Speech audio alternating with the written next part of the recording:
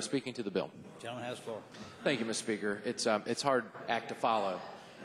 Annie B., the gentlelady from Wythe County. She is a powerful speaker on the floor of the House of Delegates. But I'm afraid that a lot of the passion from our brothers and sisters from our rural communities may be a little misplaced. And I'm speaking on behalf of someone who represents a rural district. It just so happens that that rural district is in central Virginia. It just so happens that that district is in the Richmond region. And for far too often, the Richmond region has been left out of the transportation discussion. And so I sympathize with those who have spoken so eloquently before about their concerns about this bill.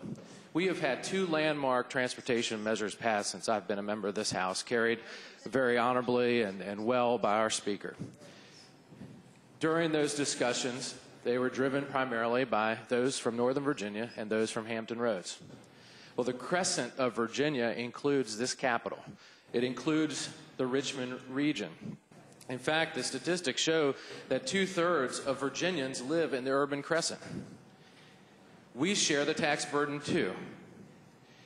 In fact, I'm sure if you talk to the people from Northern Virginia and you talk about the funding that goes to schools, and you talk about the funding that goes to roads, and you talk about the funding that goes to a lot of things, they might have an opinion about how that tax burden is shared. We're talking about equity. We're talking about fairness. This bill does not add one member to the board, does not take one member off the board.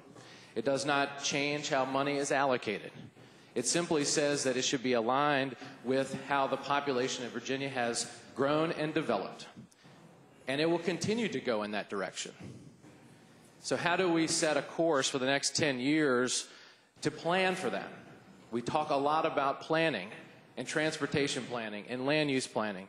Well, we need to have boards and commissions in this Commonwealth that are reflective of the planning needs and the future of this Commonwealth. If you look at the bill and you look at what it does for the Richmond region, right now the Richmond region is eligible for 3 seats.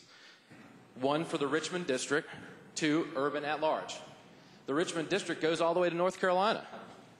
Now, if you had somebody from Halifax or another county in the more rural parts of Southside Virginia, I wouldn't exactly say those people represent the Richmond region.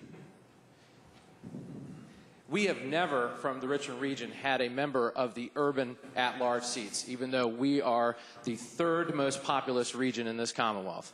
Never. So that is an inequity. It has shown its face when the funding has been appropriated from various bills and bonds and other projects that we've influenced in recent years. With this bill, the substitute of this bill, the likelihood of the Richmond region getting 1 more seat is judged by our local PDC staff as saying moderate. They're not even saying that they're definitely going to get it, but they want a bite at the apple. So right now we're eligible for 3 seats. Under this bill, the Richmond region would be eligible for 5 seats. 3 congressional districts, 2 urban at large. The Richmond paper today even said that there are proposals like this to conform the state's transportation districts to a congressional map that may deprive the Richmond region of a seat on the Transportation Board. It says the Times-Dispatch doubts that this would happen. Central Virginia included portions of several House districts, but none serves the region exclusively. On the other hand, the change could increase Richmond's clout. Now, from my perspective in the Richmond region, that's a good thing.